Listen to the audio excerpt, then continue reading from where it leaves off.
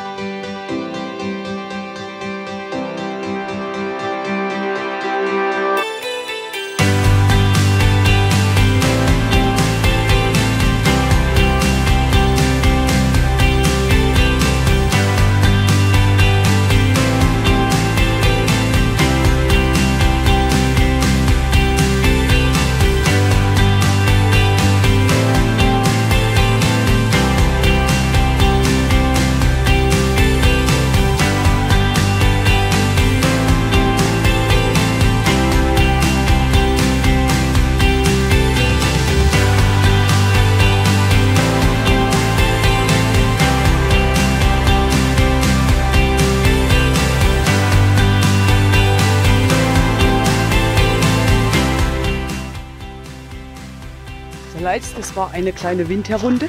Ich hoffe, sie hat euch gefallen. Es ist einfach herrlich, gell? Ich glaube, da haben wir alle drauf gewartet. Dann, wie immer, schön gesund bleiben, gell? Bis bald. Tschüss.